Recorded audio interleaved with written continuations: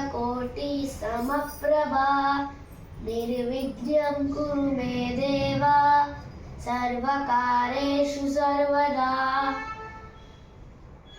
गजाननं भूतगणातिसेवितं कपित्थजम्बो फलचारुभक्षितम् उमासुतं श्लोकविनाशकारणं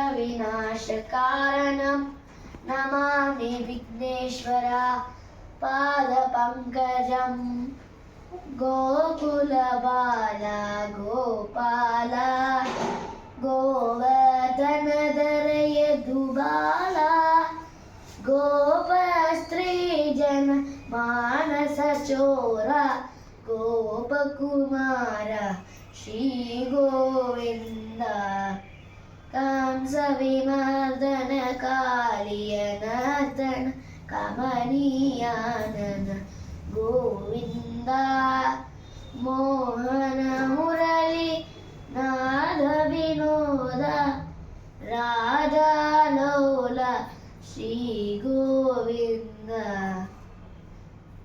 यारे रंगन यारे कृष्णन यारे ರಂಗಯ್ಯನ ಕರೆಯ ಬಂದವರು ಯಾರೇ ರಂಗನ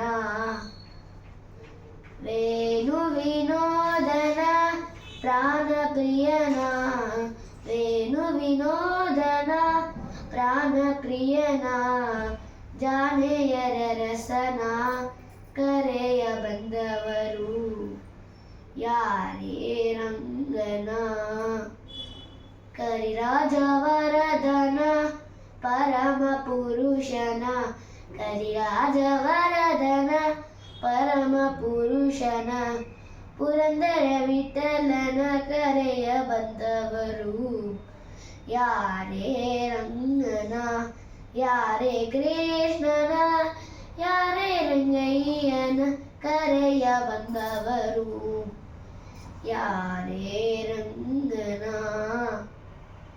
अच्युतं केशवं रामनारायणं कृष्णदामोदरं वासुदेवं हरिं श्रीधरं माधवं गोपिकावल्लभं जानकीनायकं रामचन्द्रं भजे।